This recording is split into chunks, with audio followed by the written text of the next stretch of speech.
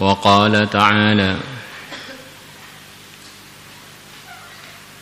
مثل الجنة التي وعد المتقون فيها أنهار من ماء غير آسن وأنهار من لبن لم يتغير طعمه وأنهار من خمر لذة للشاربين وأنهار من عسل مصفى ولهم فيها من كل الثمرات ومغفرة من ربهم كمن هو خالد في النار وسقوا ماء حميما فقطع أمعاءهم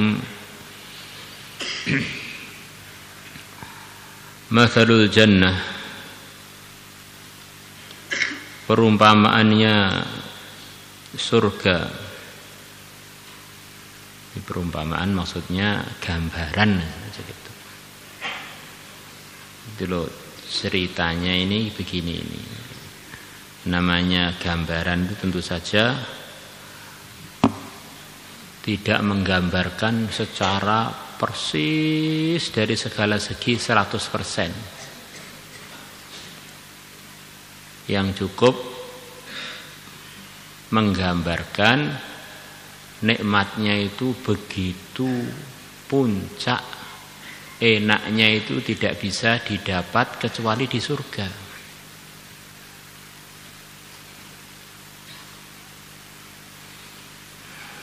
Namanya perumpamaan itu tidak mengungkapkan dengan sempurna tentu saja. Fiha di dalamnya anharun ada sungai-sungai min ma'in yang sungai-sungai tadi mengalir dari air. Di dalamnya ada air-air ghairi asinin yang tidak asin. Di air itu terbagi 3 kurang lebih. Azbun air tawar, malihun air asin, asinun enggak tawar enggak asin, payau, air yang termasuk jenis air yang tidak layak untuk dikonsumsi dengan nikmat. Maknanya air surga itu yang mengalir di sungai-sungainya tadi itu airnya benar-benar enake pol. Sangat sempurna dalam enaknya dinikmati. Wa anharum min laban dan sungai-sungai dari susu. Yang menciptakan susu itu adalah Allah. Min baini farthi wadam. Allah keluarkan di antara kotorannya sapi, kambing dan darahnya pabrik susu yang enak untuk diminum, labanan khaliso, susu murni sa'ighal lisyaribin yang enak untuk diminum oleh orang-orang yang minum. Kalau kita buka kambing maunya kita sembelih, terus gak usah kita sembelih lah. Kambing itu hidup-hidupan langsung kita potong putingnya. Kita potong tempat produksi susunya itu. Yang keluar darah, tidak keluar susunya. Ada sistem di dalam tubuhnya. Kambing perempuan itu kambing betina, sapi betina. Yang sistem tadi manusia sampai sekarang belum bisa menciptakannya. Pabrik susu alami. Ini Allah telah menampakkan kuasanya mengeluarkan susu dari manusia, dari hewan. Yang mana susu itu begitu dicari di dalam itu kita nggak mendapatkannya. Begitu sudah jadi kita tinggal mengeluarkannya. Maka Allah yang berkuasa mengeluarkan susu dari susu-susu yang ada di hewan dan di manusia itu, Allah berkuasa mengeluarkan susu langsung dari kudratnya, langsung sungai susu. Nah. Sebetulnya kita yang hadir di sini ini secara asbab adalah dari benih yang bernama air sperma, keluar dari min baini sulbi wat taraib, keluar dari badan kita, antara iga-iga kita, antara pinggang kita. Akhirnya keluar benih, akhirnya sekarang lagi ngaji di Trangkil. Yang mana ini bentuknya itu mirip dengan yang keluar dari hidung. Jadi kalau keluar dari hidung itu nggak jadi manusia. Itu namanya ingus. Maka nanti ketika hari kebangkitan, Allah yang menciptakan manusia dari sperma tadi akan menurunkan hujan sperma dari langit, bukan dari rahimnya ibu, bukan dari ayah, langsung dari langit. Plek, manusia-manusia yang ada di dunia ini tumbuh lagi seperti tumbuhnya janin, tapi prosesnya tidak melalui rahim ibu, langsung keluar dari tempat yang dia mati di mana saja. Jadi nanti akan keluar seperti keluarnya tumbuh-tumbuhan yang kena siraman air hujan. Munculnya manusia, bukan munculnya apa itu terong atau munculnya itu. Sebagaimana kita tahu, masya Allah, sekarang musim hujan asalnya beberapa bulan yang lalu kering, sawah-sawah kering, nggak ada hijaunya. Begitu kesiram hujan muncul berbagai macam tanaman yang disiramkan air, ini yang disiramkan sperma, maka yang tumbuh itu manusia. Masya Allah.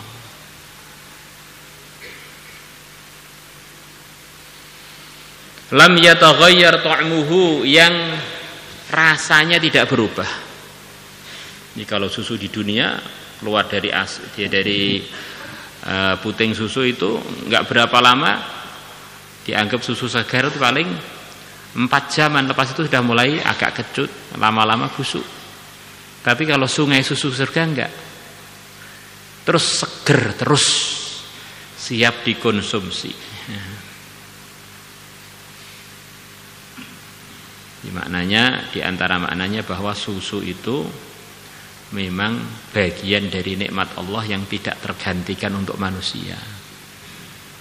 Sampai disebutkan nikmat ini akan terus sampai ke surga. Banyak peneliti-peneliti herbal mengatakan susu itu enggak cocok untuk manusia. Susu sapi cocoknya untuk sapi, susu kambing cocoknya untuk kambing. Ya karena penelitiannya belum tuntas. Ya. Ini susu itu sampai di surga itu terus akan dijadikan bagian dari kenikmatan khusus untuk orang-orang surga. Ini begitu pentingnya susu bagi manusia. Begitu kita lahir bukan disiapkan air putih, disiapkan air susu. Air susu ibu kita. Sudah siap 2 botol susu untuk setiap bayi. La ilaha illallah. Wa anharum min khamr, dan sungai-sungai yang dari khamr, dari arak.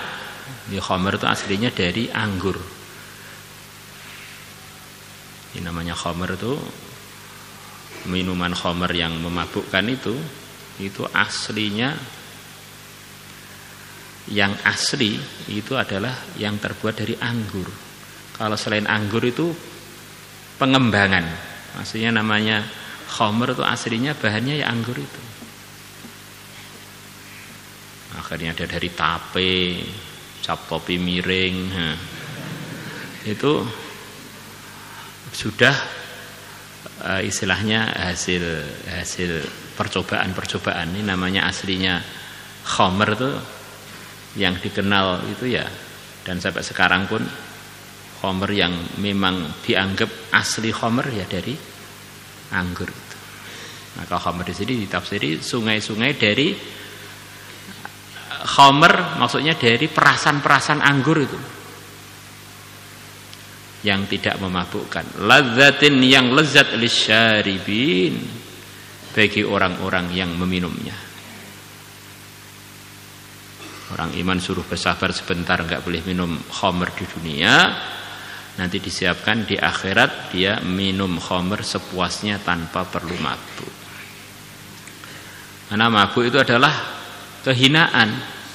Kita ini jadi manusia itu ya dianggap ada harganya karena masih punya otak. Maka kalau orang merusak otaknya dengan minum khamr, dengan narkoba, itu benar-benar sudah jadi seperti hewan, tapi berkaki dua, bisa ngomong. Nah, maka orang sudah nggak punya otak kan ghairu mukallaf majnun. Sudah nggak ada harganya, walaupun ganteng cantik, kalau edan ya sudah nggak ada yang siap menjadikan dia mantu, pekerja, orang kepercayaan, hilang udah. Posisi dia sebagai manusia itu hilang, tinggal kerangkanya manusia. Maka termasuk pelanggaran berat dalam agama adalah minum-minum dengan sengaja, minuman yang memabukkan. Akhirnya jati diri kamu sebagai manusia itu hilang gara-gara khamr itu.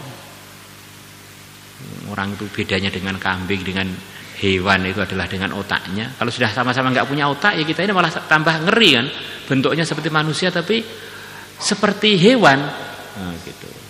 Nggak bisa diajak komunikasi, nggak bisa mikir, nggak bisa. Maka termasuk pelanggaran berat adalah minum-minum yang memabukkan.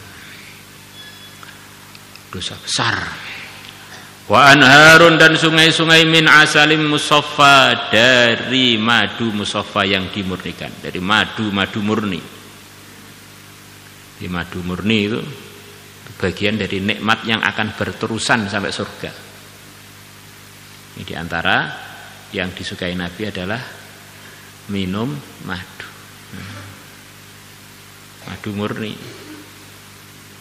Maka bahkan ada hadis-hadisnya, siapa yang menjilat madu murni pagi 3 kali jilatan, yang mana itu isyarat bahwa diantara cara yang terbaik untuk minum madu adalah dengan cara dijilat.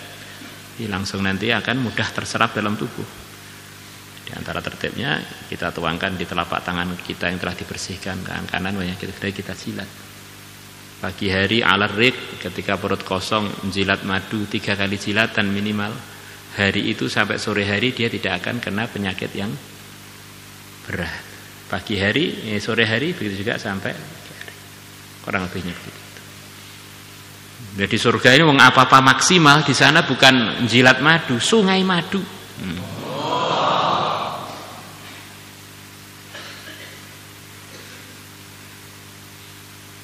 Sekarang banyak beredar madu, lah keasliannya itu ya sebagian asli, sebagian tidak. Tentu saja yang banyak manfaatnya fihi syifa'ul linnas, di dalam madu ada kesembuhan bagi manusia, itu ya madu asli itu.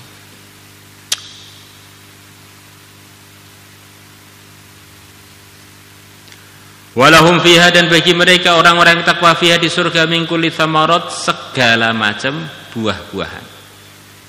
Ini termasuk nikmat yang diulang-ulang di dalam sekian banyak ayat Quran. Nikmat surga adalah Samarat, fakihah, samarat, buah-buahan. Maka buah-buahan itu jelas di dalamnya itu ada kemanfaatan-kemanfaatan yang sampai diulang-ulang penyebutannya dalam Al-Quran. Bahkan itu akan dikekalkan menjadi bagian nikmatnya surga. Wa maghfiratum mir rabbihim, dan mereka mendapatkan ampunan dari Tuhannya, sudah diampuni semua kesalahan. Kaman huwa khalidun finnar, apakah orang takwa yang begitu beruntungnya mendapatkan kenikmatan-kenikmatan yang begitu banyak dan begitu sempurna tadi, kekal lagi, diridhoi Allah lagi, seperti orang yang ditakdirkan masuk neraka kekal abadi.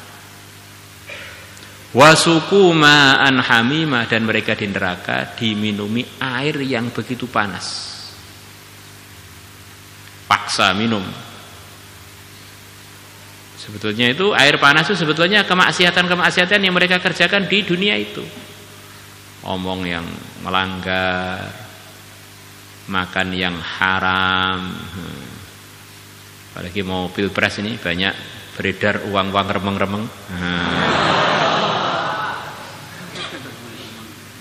Faqat ta'a am'a'ahum, maka air panas tadi memotong-motong usus-usus mereka.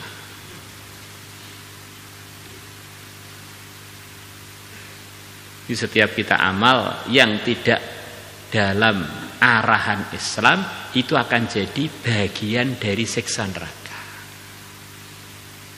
Maka kita amal itu harus benar-benar bisa ngontrol diri kita. Ini pahala apa ini neraka? Ini kerugian apa ini keuntungan? Gunakan mata, gunakan kuping, gunakan mulut, gunakan hidung. Insyaallah. Insyaallah. Wallahu a'lamu bis-shawab. Salatullah salamullah